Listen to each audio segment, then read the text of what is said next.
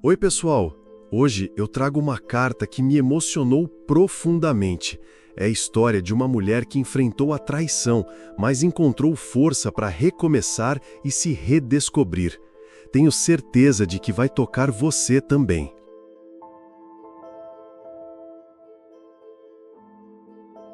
Meu nome é Letícia, tenho 32 anos. Moro em Curitiba e sou mãe da Sofia, minha filha de 5 anos. Sou professora, apaixonada pelo que faço, e sempre acreditei que o amor verdadeiro é construído no respeito e na cumplicidade. Quando conheci Eduardo, não estava em busca de um príncipe encantado, nem de uma história de conto de fadas com finais perfeitos. Nunca fui de idealizar o amor como nos filmes, com cenas dramáticas e declarações grandiosas. Para mim, o amor sempre foi algo mais simples, porém sólido. Um companheirismo que se mantém mesmo nas dificuldades. Eu queria alguém real, com defeitos, com manias, que tivesse suas próprias batalhas e que fosse capaz de rir dos problemas, e não de fugir deles. Eduardo não era um galã, nem um homem de sucesso estrondoso, mas tinha uma alma generosa e um jeito calmo que me fazia sentir acolhida. Ele não prometia mundos e fundos, não tinha um discurso ensaiado, mas sabia estar presente. Nos dias bons e nos ruins. Nossa vida juntos era feita de pequenos momentos cotidianos. Um café da manhã improvisado enquanto Sofia corria pela cozinha.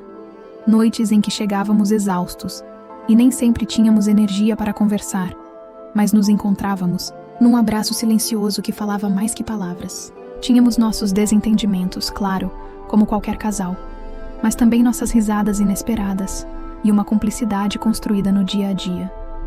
Não éramos perfeitos e nunca quisemos ser. Eu valorizava essa imperfeição, porque ela mostrava que éramos humanos, que estávamos tentando juntos, mesmo que às vezes tropeçássemos. Para mim, amor não era sobre magia ou conto de fadas, mas sobre construir um lar, um lugar seguro para minha filha e para mim. Naquele momento, parecia que estávamos conseguindo. Tínhamos uma rotina que, embora simples, me dava a sensação de estabilidade. Eu confiava no Eduardo, confiava no que construímos. Tínhamos nossos sonhos. Uma casa maior, viagens em família, uma vida tranquila onde Sofia crescesse feliz. Mas, por trás daquela rotina que parecia comum, algo estava mudando. Uma sombra silenciosa começou a se formar entre nós. Sutil e quase imperceptível. Eduardo começou a chegar em casa mais tarde, com desculpas variadas e cada vez mais evasivas. O olhar que antes era aberto e sincero passou a se fechar, e o sorriso fácil começou a desaparecer. Eu não queria acreditar que algo estava errado, mas uma sensação incômoda crescia dentro de mim, uma inquietação que não me deixava em paz. Foi aí que tudo começou a mudar, e eu teria que encontrar forças que nem sabia que tinha para enfrentar a verdade que viria. Com o passar dos meses, aquela sombra silenciosa que pairava sobre o nosso casamento foi se tornando quase palpável. Não eram só os horários estranhos ou as desculpas vazias. Era o silêncio. O silêncio de quem não quer mais compartilhar, de quem não faz mais questão de dividir a rotina, de quem evita até os olhares mais simples. Eu sentia no fundo da alma que algo estava errado, mas tentava me convencer do contrário. Não. Queria ser mais uma daquelas mulheres desconfiadas que vasculham celulares e criam teorias. Sempre acreditei que confiança era a base de qualquer relacionamento, e me doía admitir que a minha estava se desfazendo dia após dia. As pequenas mentiras começaram a se acumular. Reuniões fora do horário, viagens que surgiam do nada, o perfume diferente na camisa, o jeito nervoso ao mexer no celular. Mas a gota d'água foi numa manhã de sábado, quando Eduardo disse que iria trabalhar, mas se esqueceu de levar a maleta com os documentos. Achei estranho, mas me calei. Horas depois, quando fui ao mercado, encontrei o carro dele estacionado em uma rua afastada, perto de um pequeno café. Ele não me viu.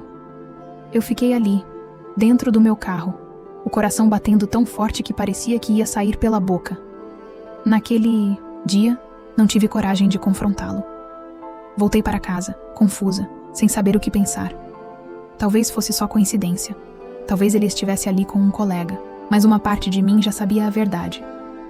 Foi então que decidi que precisava de respostas.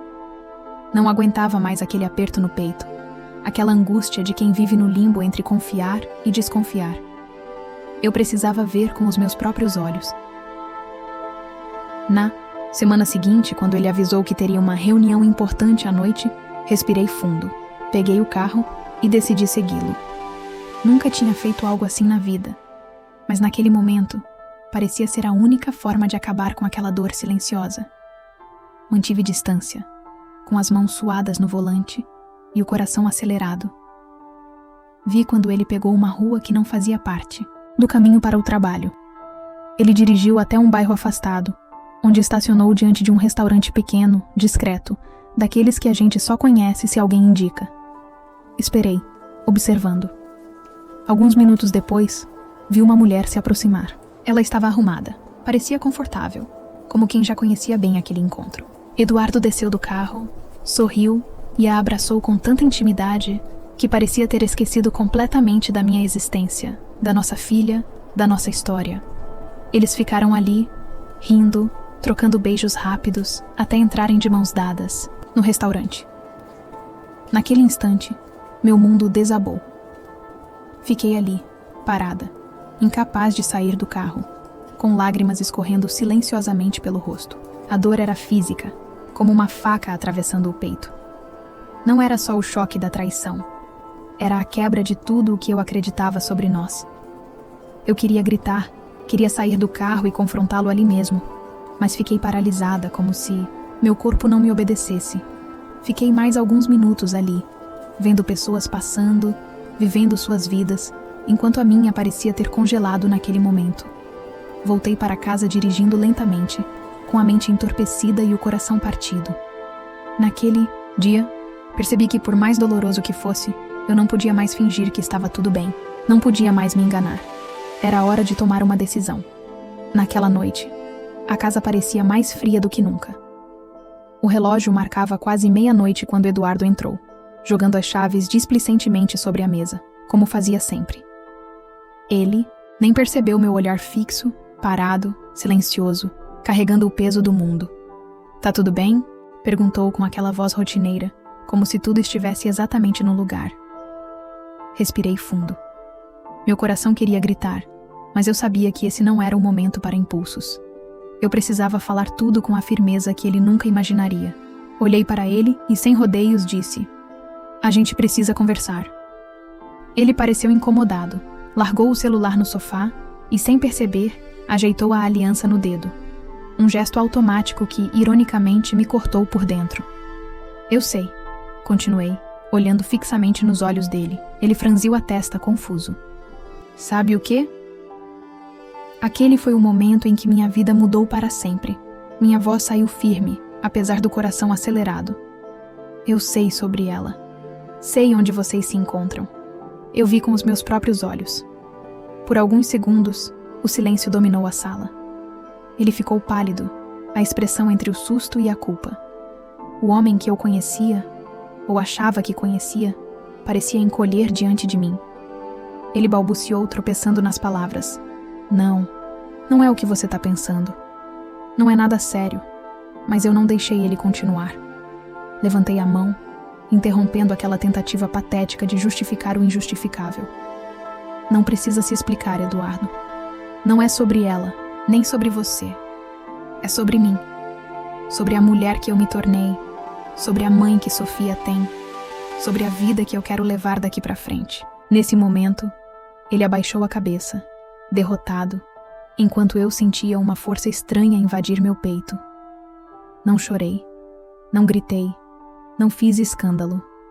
Apenas me levantei, caminhei até o quarto da Sofia e a observei dormindo, tranquila, alheia à dor que transbordava na mãe. Beijei sua testa, acariciei seus cabelos finos e, naquele instante, fiz a promessa mais sincera da minha vida. "Eu nunca vou deixar que você veja sua mãe quebrada." Voltei para a sala, peguei meu celular e mandei uma mensagem para minha irmã. "Preciso de você amanhã." Na manhã seguinte, o mundo parecia o mesmo lá fora. Os carros passavam, os vizinhos cumprimentavam uns aos outros. Mas dentro de mim, tudo tinha mudado. Chamei Eduardo para conversar novamente e comuniquei sem hesitar: Eu quero a separação. Ele tentou argumentar, pediu mais uma chance, disse que não sabia o que tinha dado nele, que não queria perder a família, mas eu já não era mais a mesma. Minha decisão estava tomada. Liguei para uma advogada, conversei com minha mãe, chorei escondida no banheiro enquanto tomava banho, mas não cedi. Pela primeira vez em muito tempo, senti que estava me colocando em primeiro lugar. A dor era inevitável, o luto pelo fim do casamento também, mas ali nascia outra Letícia, mais consciente de quem era, mais forte, mais dona de si. Não sabia como seria o amanhã, nem se conseguiria superar tudo de imediato, mas sabia que, naquele momento, havia escolhido a mim mesma. E essa, eu percebi, foi a decisão mais difícil, e também a mais libertadora da minha vida. Os dias que seguiram foram os mais silenciosos e solitários da minha vida. A casa parecia vazia, mesmo com Sofia correndo pelos corredores, mesmo com a rotina se impondo como sempre. Levantar, preparar o café, levá-la para a escola, tudo igual. E ao mesmo tempo, tudo completamente diferente. Eu não chorei na frente dela. Nunca. Guardava minhas lágrimas para o travesseiro, para o banho demorado, para aquele momento em que ninguém podia me ver. A separação foi oficializada rapidamente, porque eu não queria mais prolongar aquela dor. Eduardo saiu de casa com poucas malas, e com ele foi embora também aquela ilusão de família perfeita. Não foi fácil. Nunca é. Tive medo. Muito medo. De ficar sozinha, de não conseguir criar Sofia da melhor maneira, de não me reerguer profissionalmente, de me perder.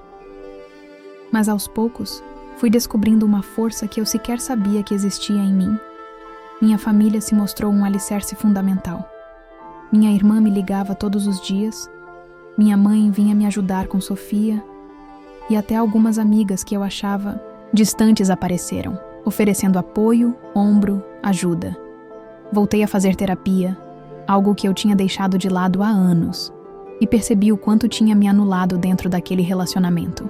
Percebi que, muitas vezes, eu mesma deixava minhas vontades de lado para evitar conflitos, para manter aquela ideia de lar ideal. E ali, entre sessões de terapia e conversas longas com minha irmã, fui reconstruindo minha identidade. Descobri novos hobbies. Voltei a correr no parque, a ler livros inteiros sem interrupções, a sair para tomar um café sozinha sem me sentir culpada.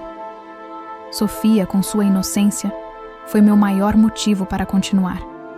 Ela me arrancava sorrisos nos dias mais difíceis, me fazia lembrar que eu tinha alguém que dependia do meu equilíbrio e da minha felicidade.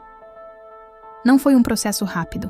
Houve recaídas, dias em que eu me perguntava se tinha tomado a decisão certa, se deveria ter tentado mais uma vez, mas no fundo, eu sabia. Ninguém merece viver com dúvida, com medo, com a sombra de uma traição pesando sobre cada pequeno gesto. Aos poucos, fui voltando a me olhar no espelho com orgulho. Não como a esposa traída, mas como a mulher que escolheu se amar antes de qualquer coisa. E nesse processo de recomeço, aprendi que o amor mais importante é aquele que a gente tem por nós mesmos. Meses se passaram desde aquele dia em que decidi, pela primeira vez, escolher a mim mesma. O tempo, que no começo parecia arrastar cada segundo com a dor de quem perdeu tudo, aos poucos foi se tornando meu aliado, cicatrizando feridas, amenizando lembranças, transformando a dor em aprendizado. Hoje, ao olhar para trás, não consigo mais me ver como a mulher que um dia viveu com medo, que silenciava as próprias vontades, que aceitava migalhas de atenção e afeto. Não. Aquela mulher ficou lá atrás, naquele restaurante escondido, naquela rua onde vi meu casamento acabar, mas onde também começou a nascer a minha liberdade. Aprendi que a vida não segue roteiros perfeitos, que nem todos os casamentos duram para sempre e que isso não significa fracasso. Significa maturidade, autoconhecimento, coragem. Eduardo continua presente na vida da Sofia, como pai, e nossa relação se transformou em respeito e responsabilidade compartilhada. Não foi fácil estabelecer limites, nem encontrar um tom cordial depois de tudo o que vivemos, mas, por amor à nossa filha, conseguimos. Quanto a mim, me redescobri. Voltei a estudar, investi em cursos que sempre quis fazer, me dediquei mais ao meu trabalho e principalmente à minha saúde emocional.